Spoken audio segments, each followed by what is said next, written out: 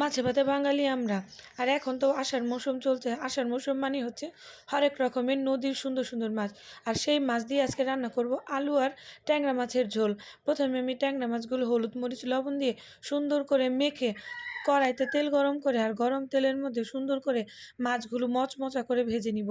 মাছ যত ভাজা হবে তত খেতেই কিন্তু মজা হবে।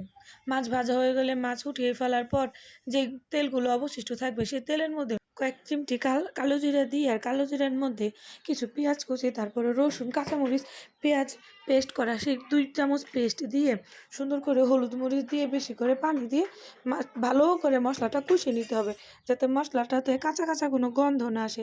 আর এর সাথে কিন্তু স্বাদ মতন লবণও দিতে হবে। হলুদ মরিচ আপনি যেরকম খাবেন সেরকম দিবেন।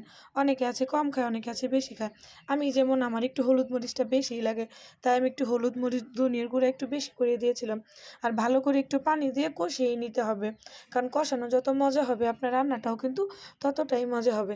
এদিকে লম্বা লম্বা মাছের সাথে লম্বা লম্বা আলু আমি কেটে দিয়েছি। আলুটাকে ভালো করে কষিয়ে তারপর একটু বেশি করে ঝোল দিয়েছি। ঝোলটা যখন টেনে আসবে আর ঝোলটা বলক আসবে, তখন এর মধ্যে আমি ভাজা ট্যাংরা মাছগুলো দিয়ে দিব। আর ট্যাংরা মাছগুলো যখন আলুর সাথে মিশে সুন্দর হয়ে যাবে, তখনই কিন্তু এরকম বলক ওঠার পরেই কিন্তু আমি নামিয়ে নিব। আর নামিয়ে নেওয়ার পরে গরম ভাতে খাবো। বাহ, মাশাল্লাহ।